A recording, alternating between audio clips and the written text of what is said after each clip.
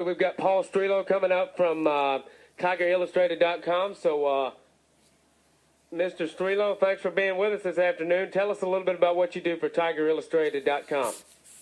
Well, I'm a recruiting analyst, and a lot of recruiting coverage here in the 2 weeks leading up to National Signing Day. A lot of tracking of the prospects that Clemson's looking to sign this class, as well as a lot of coaches out on the road right now, really putting together the foundational pieces for next year's recruiting class. So a lot of tracking that going on this month and the next couple months. You were talking about just this year's recruiting class, and as everyone knows, we've got the big signing Deshaun Watson. Could you just elaborate for those that don't really know the success of this recruiting class so far, just some of the big recruits that we've landed this offseason? Yeah, Deshaun Watson, a 5-star, ranked number 31 nationally by Rivals. There have been, there are a lot of comparisons for him, whether it's quarterback out at Oregon or I think Cam Newton isn't really a fit, in terms of physical stature. But I mean, he's a guy who's had a prolific, starting career in Georgia and set a lot of career numbers and passing records. A guy who's led his team to the state championships and title games. Really, the linchpin of this class around which they've built a lot of success in the state of Georgia. There was a lot of, maybe a hand-wringing 2 or 3 years ago. Clemson didn't sign anybody out of the state of Georgia, and that's really where Clemson's bread and butter is recruiting-wise.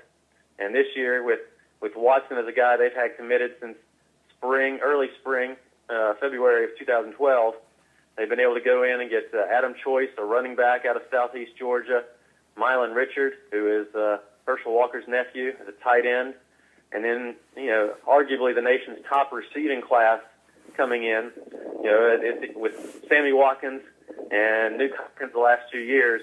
Pretty easy for them to sell receiver and the potential to put up big numbers in Chad Morris's offense. So they've got 4 receivers coming in, headlined by Artavis Scott, who's a 5'11", 175, quick speedster out of Tampa area in Florida. So more of an offensive reload for them this year after concentrating on defense in last year's class.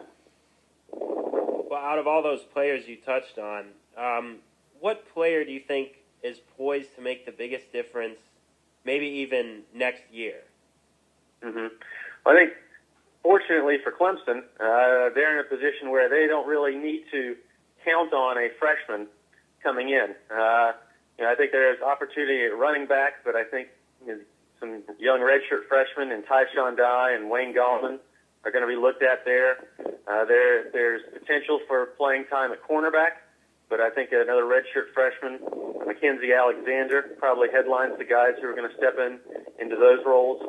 And so, really, I think you look to this spring and go, who's going to win the quarterback job? I certainly think Deshaun Watson will be given an opportunity and will have a chance there. And considering he comes from an offense built on the Chad Morris model, he'll be more familiar with the concepts and will be a competitor in there. Chad Morris certainly is high on him and thinks he has a chance. But the fact that Cole Stout has been in this offense for several years, and we saw his progression this past year as a passer and a capable runner in the system. And then I think Chad Kelly brings a lot of upside.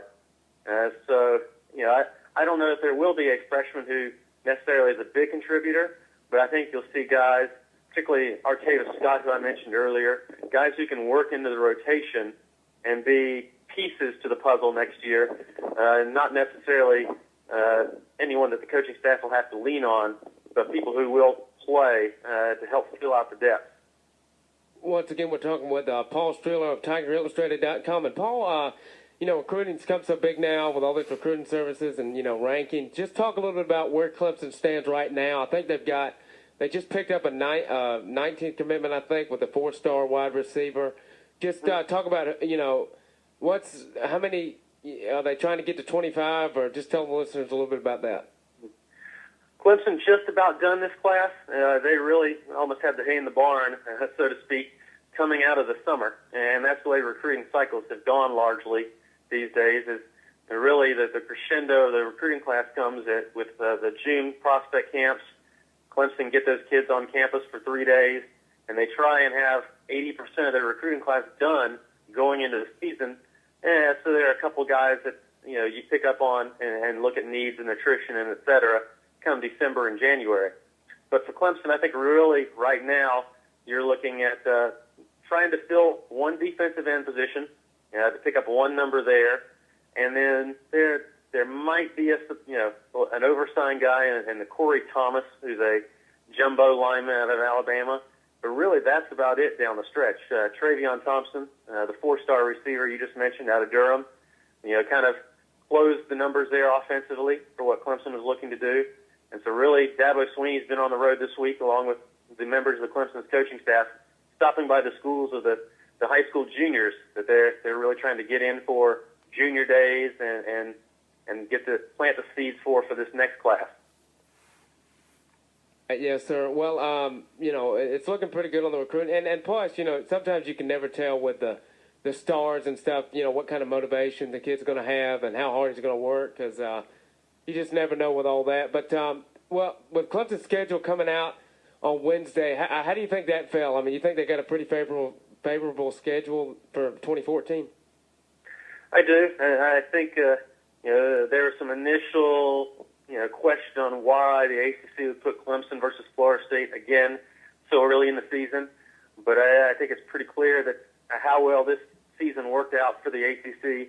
If you're going to have one of those two teams in the Atlantic, the two best teams in the conference, lose a game, you want it to happen early in the season so they have a chance to build up momentum and work their way, to give themselves a chance at another, playoff team or another high bowl. I think you saw that this year with Clemson. So that's really the thing I looked at, and otherwise I think the schedule sets up as favorably as possible. Other than knowing you're going to have to play road games at Georgia and Florida State, 2 of the first 3 games of the season. Right, and also you talked a little bit about a record of 98 underclassmen declared for the NFL draft, including big names, like Bridgewater, Watkins, Clowney, Manziel. Do you think that so many underclassmen leaving is bad for the game, for college football as a whole? Oh, I think it is, but I think there's so many key components, key factors to each team's success that it doesn't have nearly the factor that it does in college basketball, where one player can make a program and define its success.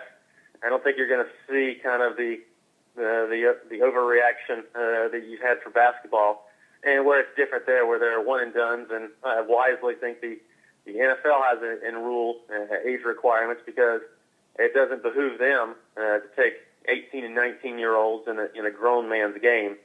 So I think people are so loyal to their school and the program, particularly here in the Southeast, that while it's certainly the quality might be better next year, for example, if Sammy Watkins was out there, et cetera.